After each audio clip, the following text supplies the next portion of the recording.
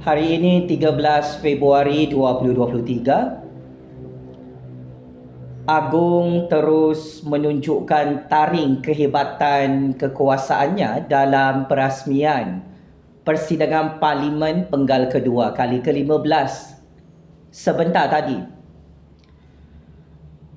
Saya Jufazli Syahmat sebagai rakyat Malaysia, sebagai kingmaker baru politik Malaysia yang telah berjaya menumbangkan semua Perdana Menteri penyamun, penyangak, pengkhianat dan petualang di Putrajaya. Saya cukup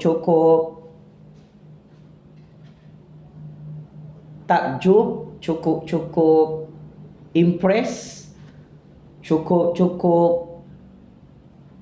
mengkagumi kehebatan titah ucapan Diraja ke bawah Duli Yang Maha Mulia Seri Paduka Baginda Yang di-Pertuan Agong Al-Sultan Abdullah dalam persidangan Parlimen khas hari ini.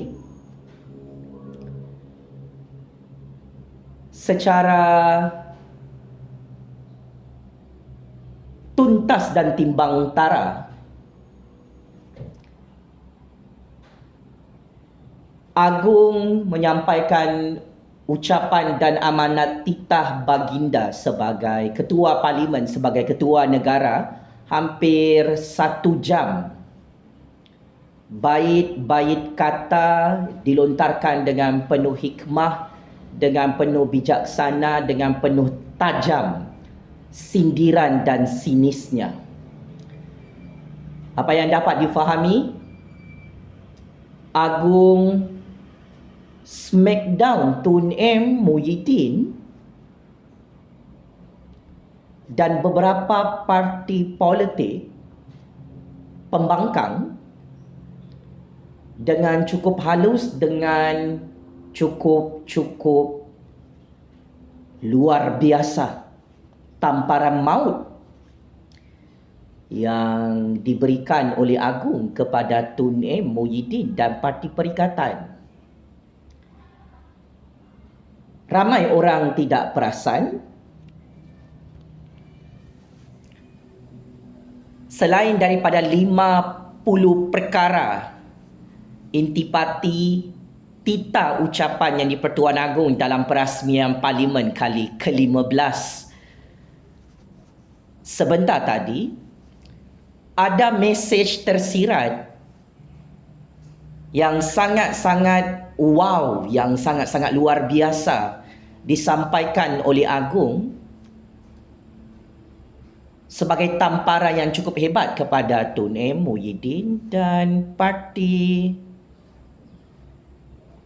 politik. Saya cukup tertarik dengan cara yang di-Pertuan Agong smackdown Muhyiddin secara halus dalam perasmian persidangan Parlimen hari ini. Kita memang sedia maklum yang di-Pertuan Agong menjadi target politik fitnah kumpulan politik Muhyiddin, Perikatan dan Parti Lebay setelah Muhyiddin gagal jadi Perdana Menteri ke-10 setelah Perikatan jadi pembangkang. Kita memang tahu hari ini yang di-Pertuan Agong take the revenge dengan cukup hikmah, dengan cukup bijaksana, dengan cukup profesional, menyusun atur kata-katanya yang cukup genius dalam percaturan kuasa ini. Dengan nada yang cukup tenang, dengan intonasi dan gaya bahasa yang santun serta berhikmah, Agong dengan sangat berani secara terbuka smackdown Muhyiddin depan-depan dalam persidangan Parlimen khas bahawa Datuk Seri Anwar Ibrahim bersama Agong menang usul undi percaya. Malah yang di-Pertuan Agong mengucapkan syabas dan tahniah kepada Anwar Ibrahim yang menjadi Perdana Menteri ke-10 Malaysia yang absah dan berjaya membuktikan sokongan 2/3 majoriti ahli-ahli Dewan Rakyat di Parlimen beberapa bulan lalu. Maka saya kira ini adalah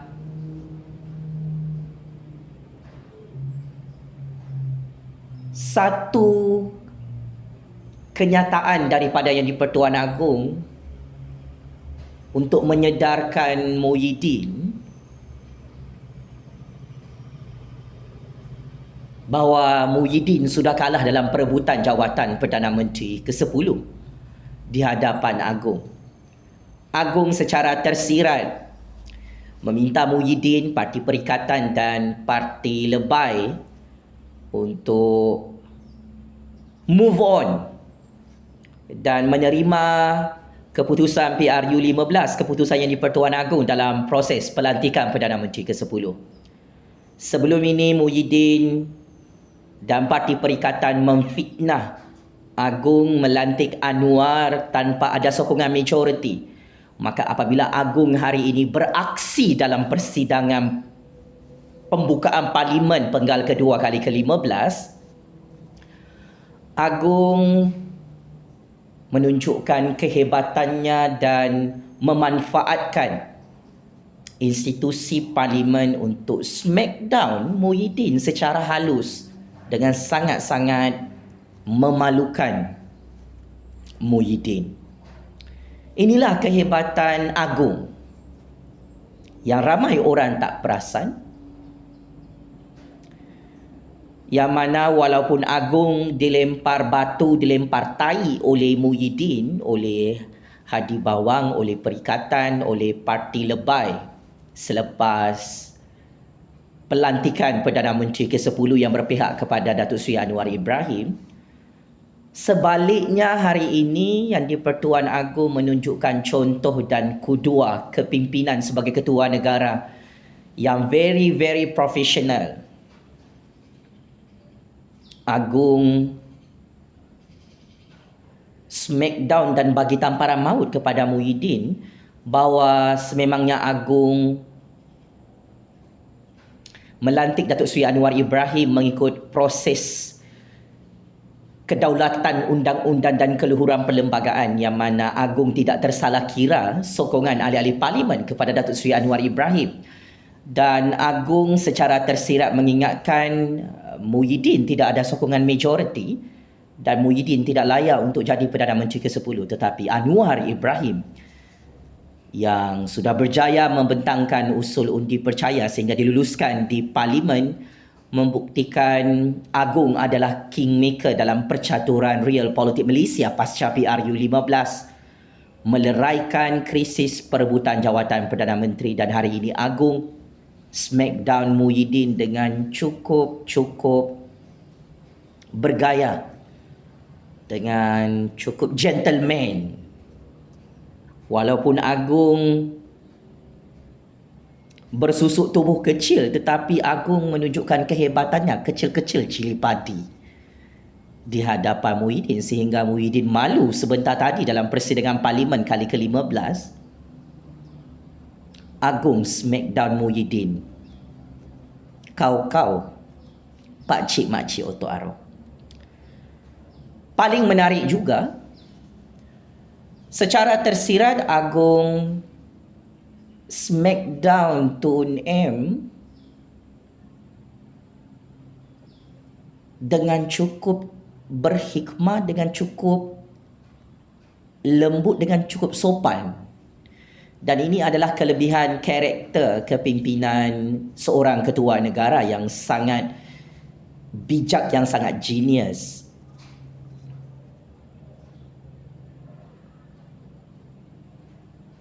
Menegur dan memberi tamparan halus kepada Tun M. Agong menyatakan bahawa jika Tun M tidak letak jawatan sebagai PM ke-7, tidak akan berlaku krisis politik, sehingga selama 4 tahun Agong jadi ketua negara ada 4 orang Perdana Menteri yang dilantik oleh Agong bagi meleraikan huru-hara politik dan ketidakstabilan politik di Putrajaya. So saya kira Agung telah menyampaikan mesej tersirat bahawa yang patut dipersalahkan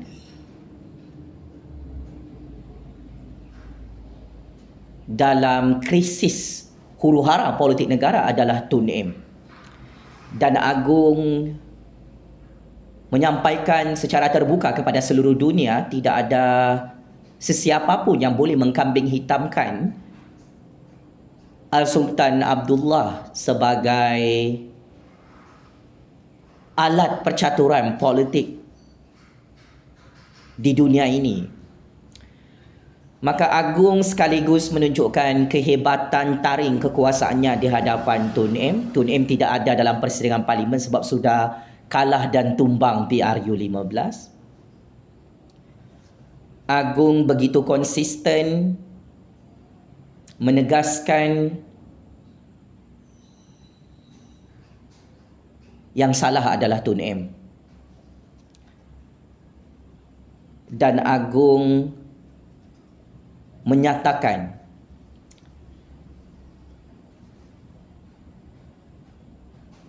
biarlah Datuk Seri Anwar Ibrahim jadi Perdana Menteri ke-10 untuk tempoh satu penggal, untuk tempoh 5 tahun. Agung mengharapkan tidak ada lagi perebutan jawatan Perdana Menteri dan biarlah tinggal 1 tahun berbaki lagi Agung dapat melihat Anwar Ibrahim lama jadi Perdana Menteri di Putrajaya. Jadi saya kira ini adalah kemenangan besar kepada Datuk Seri Anwar Ibrahim yang mendapat political endorsement dan pujian daripada Agung. Tetapi Tun M dan Muhyiddin kena smackdown kau-kau oleh Agung sebentar tadi.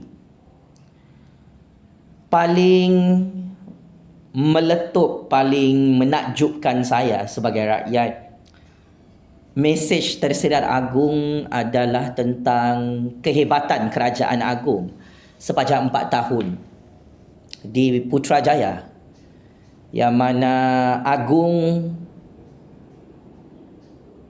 memang sangat layak untuk dipuji dan disanjung oleh rakyat Malaysia, berpuluh-puluh juta rakyat, kerana Agung membuktikan baginda melaksanakan amanah dan tanggungjawab untuk menyelesaikan 1001 krisis ekonomi politik negara dengan cukup cemerlang, gemilang dan terbilang di persada dunia.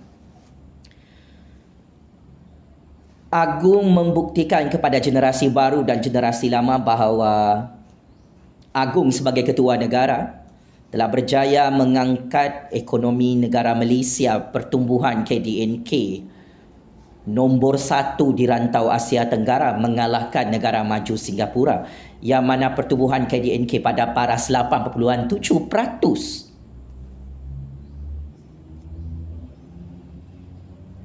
Sepanjang tahun 2022 yang lalu. Selepas 20 tahun, akhirnya Agung, iaitu Al-Sultan Abdullah, berjaya membuktikan kepada seluruh dunia, kepada Tun M, Muhyiddin dan lebih 32 juta rakyat bahawa dia adalah seorang ketua negara yang bertanggungjawab, yang amanah, yang bersungguh-sungguh memulihkan ekonomi negara walaupun disabotaj dengan 1001 krisis politik dan perebutan jawatan Perdana Menteri 4 tahun lalu.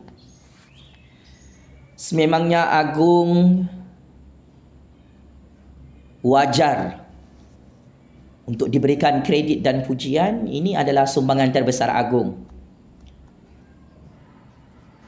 Pertumbuhan KDNK negara Malaysia berdiri sama tinggi dengan mengalahkan negara-negara maju seperti negara Singapura. Ini adalah satu kebanggaan saya sebagai rakyat atas sumbangan dan jasa yang di-Pertuan Agong Al-Sultan Abdullah yang menjadi raja yang adil dan amanah bersemayam di Istana Negara. Mesej tersirat yang lain yang menunjukkan Agung smackdown Muhyiddin dan Parti Perikatan adalah tentang hal berbangkit berkaitan rasuah dan politik resis, politik perkauman sempit, politik agama yang radikal yang dijadikan senjata oleh Muhyiddin, oleh Hadi Bawang, adalah cukup relevan dan cukup signifikan apabila Agung membangkitkan perkara ini secara bersemuka di hadapan Muhyiddin, Hadi Bawang dan ahli-ahli politik pembangkang, yang mana Agung mengingatkan negara Malaysia sudah merdeka lebih 60 tahun, maka sikap ahli-ahli politik perlu menghentikan budaya rasuah, budaya merompak, budaya politik resis, budaya politik tidak matang, budaya politik sempit demi memastikan kemajuan rakyat dan negara. Berdiri bulu roma saya mendengar ucapan yang di-Pertuan Agong hampir 1 jam sebentar tadi. Ada baik-baik kata yang mencuit hati sehingga saya tersenyum lebar melihat kebijaksanaan dan geniusnya yang di-Pertuan Agong menyampaikan titah Diraja Baginda sebagai Ketua Parlimen di hadapan 222 ahli parlimen serta di hadapan ahli-ahli Dewan Negara. Saya secara peribadi sangat mengagumi kehebatan percaturan kuasa real politik dan percaturan ekonomi politik yang di-Pertuan Agong sebagai Ketua Negara yang telah berjaya menyelamatkan kedaulatan negara sepanjang krisis politik 4 tahun lalu. Memang Al-Sultan Abdullah adalah yang di-Pertuan Agong yang terbaik dalam sejarah sistem raja berperlembagaan dunia, dalam sejarah sistem raja berperlembagaan Malaysia. Tinggal 1 tahun berbaki, yang di-Pertuan Agong memberi signal bahawa beliau akan meletak jawatan dan berundur pada 31 Januari 2024. Yang di-Pertuan Agong menunjukkan gaya kepimpinan bertaraf world class, bertaraf dunia, bahawa yang di-Pertuan Agong sememangnya adalah kingmaker dalam percaturan sistem ekonomi politik Malaysia yang berjaya membangunkan negara dan membela nasib lebih 32 juta rakyat. Ada banyak mesej-mesej tersurat, mesej-mesej tersirat yang sangat wow disampaikan oleh Agong. Akhir sekali, amanat dan nasihat penuh hikmah yang di-Pertuan Agong kepada ahli-ahli parlimen, ahli-ahli politik untuk menunaikan tanggungjawab dan amanah mereka membela nasib rakyat dan memajukan negara. Saya melihat yang di-Pertuan Agong Al-Sultan Abdullah yang memberi ucapan kali terakhir untuk perasmian pembukaan parlimen kali ke-15 sebentar tadi adalah seorang raja, seorang ketua negara yang sangat luar biasa, yang sangat hebat, yang berjiwa rakyat, yang sayangkan negaranya. Dan inilah standard kepimpinan bertaraf dunia, bertaraf global yang ditonjolkan oleh Yang di-Pertuan Agong bersama Permaisuri Yang di-Pertuan Agong, menunjukkan contoh dan kuduah yang baik di hadapan ahli-ahli politik, di hadapan lebih 32 juta rakyat, bahawa Baginda sebagai Ketua Negara telah berjaya melalui 1001 cabaran dan liku-liku percaturan kuasa ekonomi politik dunia yang very tough, yang very complicated. Yang di-Pertuan Agong adalah seorang raja yang berfikiran tajam, yang genius, yang cukup berhikmah. Pengalaman saya mencatur kuasa di belakang tabir sistem ekonomi politik dunia, melihat kehebatan Agong depan mata saya sangat-sangat luar biasa, sehingga Agong berjaya membentuk kerajaan yang sangat-sangat stabil di zaman Datuk Seri Anwar Ibrahim menjadi Perdana Menteri ke-10 Malaysia yang absah mengikut semangat demokrasi berparlimen dan semangat raja berperlembagaan Malaysia.